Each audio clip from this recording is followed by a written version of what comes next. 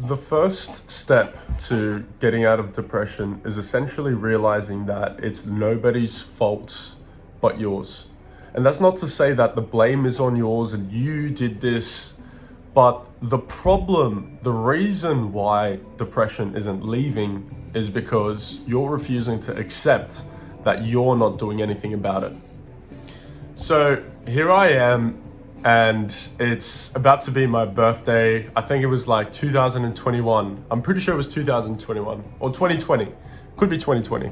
So I'm about to turn 18 in about a week. So I've planned to go out with my good friends for a whole night of a bender. For the first time, I've never been partying and I'm about to go out. So we planned it a week in ahead, and I'm just like working, trying to make some money, save up so I can, go out and we can go to a few different places. So it's supposed to be my first time being a degenerate, and I'll get to it soon, but it didn't actually happen. So here I am working, and it's about to come up, leading up to the week, and suddenly there's like these news about this fucking virus going around the world, starting from XYZ countries and coming around, and it's spreading, and it's supposed to be deadly and stuff, and we didn't really care about it. I didn't really care about it too much. I was just really essentially just looking forward to, going out and partying, essentially. And so 2 days prior, and dude, the news gets, more and more intense. The day prior, the news gets more and more intense. And literally on my birthday or around my birthday, Australia, Sydney, where I live, goes into a bloody lockdown. So there it is, lockdown. There's this virus going around, it's hurting everybody, and the whole world is in chaos. And I was just supposed to go partying, and I was really looking forward to it, kind of. But the scare got a bit too much, and I was like, you know what? It's probably not worth me catching the virus and making my parents sick.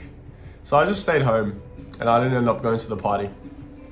I don't know how it went in your country, but with Sydney, with Australia, like, they kept promising that they were going to lift the lockdowns, and they just kept extending and extending and extending. So it was like false hope after false hope after false hope. Everybody got excited to leave. Then it was like, nah, we're extending for another month. It's getting serious. Keep the numbers down. Everybody stay home. We're all in it together, that kind of stuff.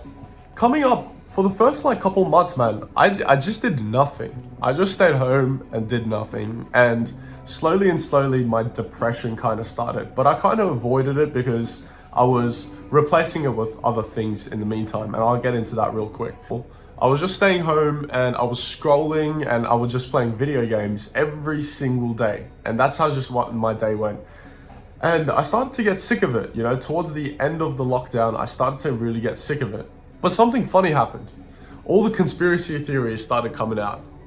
And man, I attached so hard to those. I'm not even gonna lie, I was one of those right-leaning guys that was like, yeah, this is a conspiracy, and it was all set up and stuff, and I let it consume me.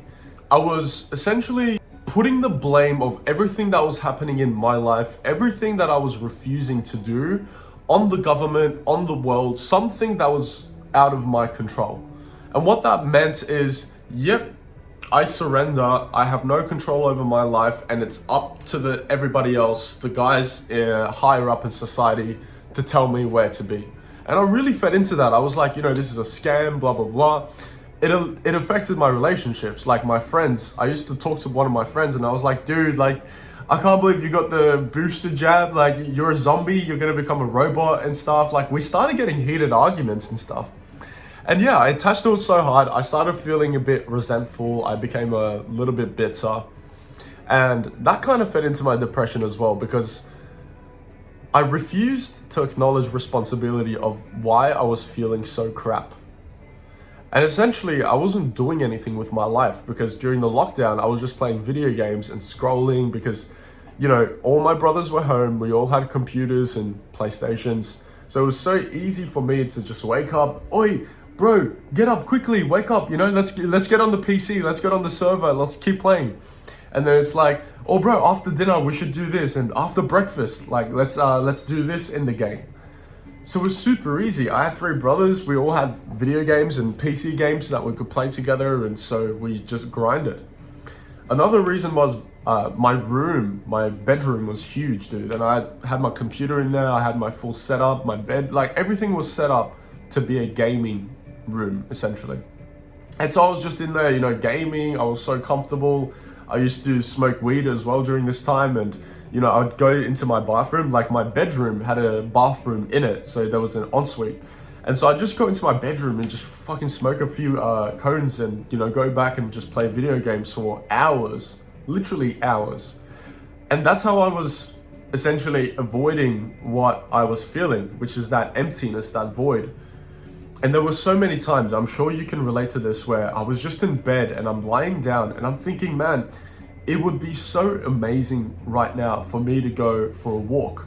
Because I had been watching like self-improvement videos, so I got a bit of motivation and a bit of inspiration to do something. And I'm sitting there in bed and I'm thinking, yeah, man, this would be amazing. Like, let me just go for a walk. Let me meditate for 5 minutes. And as good as the thought was, I could not find the power within me to just get up and go for a walk. Getting out of my bed, let alone like putting on my socks and putting on my shoes, just seemed like a huge impossible task. My body had no will to do it.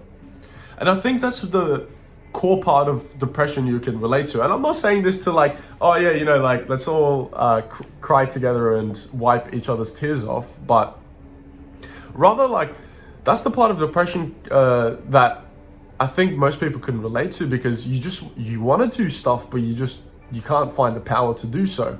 It just seems impossible. And I went through this for a while, and again, like I was avoiding this whole situation with playing video games excessively. And so leading up to the lockdown, I started just leaving, like I essentially breaking the law and just leaving my area. Technically, I wasn't breaking law. It was like a loophole. You couldn't leave your area, not your suburb, but there was a government area that included a bunch of suburbs, and you couldn't leave the borders of that. Well, my government area had a fucking river and a whole national park. So guess what I did? I just kept going to the river and to the national park. I bought a canoe and we started like kayaking on the river, which was amazing. But I had been essentially just numbing myself for the past 6 to 8 months. And so when lockdown was over, all these dreams I had about doing stuff and getting out of this rut were so far gone, because I had conditioned myself to not be able to achieve my dreams. And this was a huge problem. And for the next year and a year and a half, I stayed in the same rut. For many times, I just wanted to get to work and I just wanted to do stuff, but I always blamed it on something. COVID. I wasted so much. Ooh, I wasn't supposed to say that word. Oh shit, boys. Nah, we're getting terminated. Oh shit, boys, someone's knocking on my door. Hold up. So that thing happened. And then, you know, I was like, man, I'm working too much. So I blamed it on work. And then I said, you know, oh, I live with my parents and I can't self-improve with my parents around. And I can't eat my own diet with my parents around, and they get in the way and they don't support me. And, you know, oh, like, I don't like living with my brothers. So many excuses came up. And, you know, they could have been valid excuses and that's totally reasonable, but they weren't. And I knew that, and I was lying to myself. And it wasn't until I accepted the fact that, yeah, man, you know what? This is probably my responsibility and my doing. Maybe the way I got depressed wasn't my doing, but being in depression for this long is definitely my doing. Because I felt like going for a walk. I felt like meditating. I had that motivation. My body didn't have the will to do it, and I accepted that. And I stopped then and there. I was like, oh yeah, can I be fucked essentially to go for a walk right now? You know, I'm in bed like feeling all like, oh man, fuck. I just want to go for a walk. You know what? I can't be bothered. And I accepted that and I let it go. And that was my fault.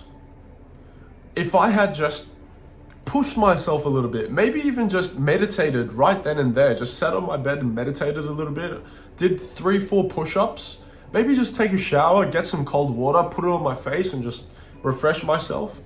Maybe I could have gotten that power, but I didn't bother to try. I didn't bother to put in any effort. I just accepted the fact that my body gave up, so I gave up. And that's where it became my fault. And you might relate to this. Now, I'm saying this to call you out.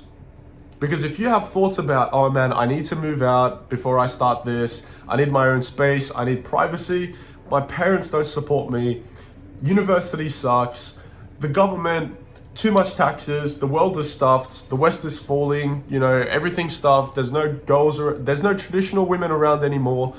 If you believe in any of these, you're leaving it up to something else that's out of your control.